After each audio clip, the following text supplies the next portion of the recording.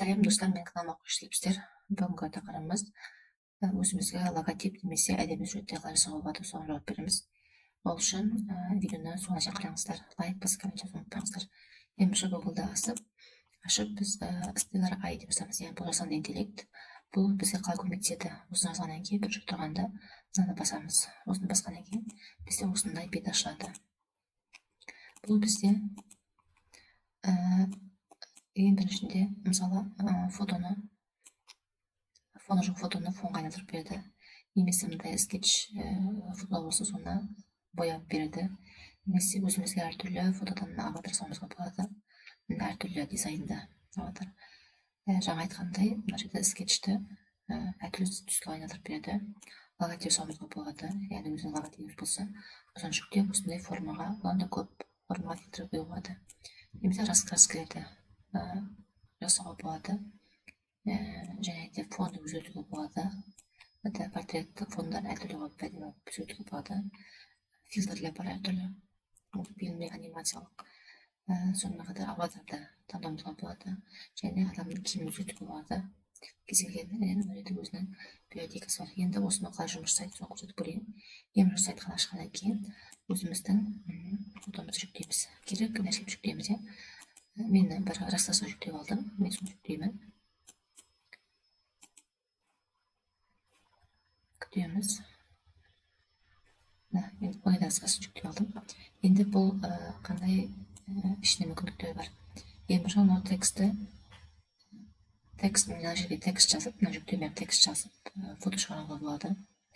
Екіншінде мысалы көпті, түсінікті суреттің түсін аударып тұр, өзгертіп жіберсе түсін, немесе бас киім салуға болады. Адамның бет әлпетін өзгертуге болады бұл жерде, және адамның жанға болса тіке қаратып өзгертуге болады адам бет әлпетін, және кең көлемде өзгертіп күшейтуге размерін, және бұл тұрған фотоны анық қылып жасауға болады. Сонымен қатар артқы фонды өзгертуге болады. Енді мына жерде мен стилін таңдайын. Мынау стайлды тұр, мен жерде бір стилдар көрейін. Маған қандай стилді алсам болады? 3-дан алып көрейін. Мынау тұр.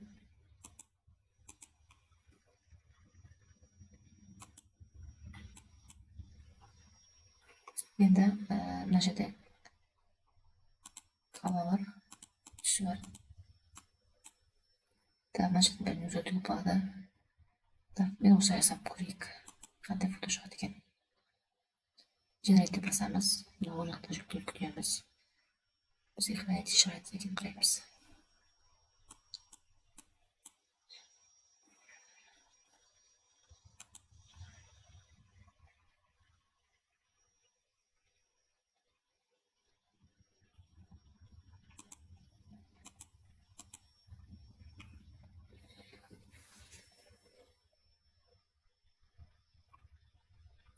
Бізге 4 сурет шығарып берді. Жаңа стилде. Өте әдемі. Мен осыны бір өзіме жүктеп аламын. Біздің суретіміз мынау, бізге мынандай жүктеп берді. Варианттары жаңа 4 сурет, осыны бір жүктеп алуға болады. Немесе мына жерде колорфул, яғни түстерге бояғым келіп тұр. Сондықтан соны бастым. Қандай түске бояп берді бізге болмайды. Енді қарайық.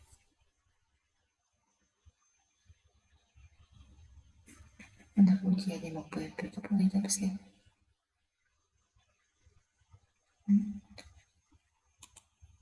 Осыны мен керегі өзіме үстін басамды, даунлоудты басып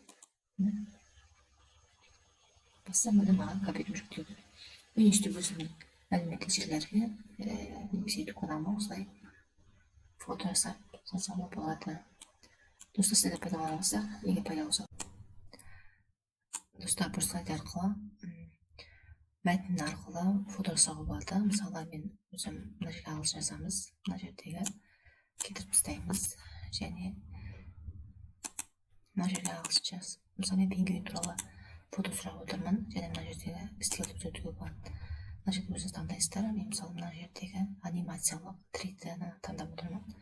Таңдаймыз, үстін басамыз, X басып дейміз. Мына жерге шығу керек. Мына JPG туралы жазылыммен аударып ағылшынша Generate басамыз. Енді бізге қазір тут жаққа шығады болады. Қараңыздар, пингвиннің өте әдемі суреттер шықты.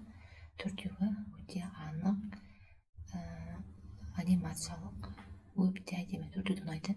Енді мен төртеуін жүктеп аламын. Оң жақта даунлоад басамыз. Компьютеріміз жүктеледі. Қараңыздар, өте әдемі. Осы сайт арқылы да фото жасап алуыңызға болады. Лайк басып, коммент жазып ұмытпаңыздар.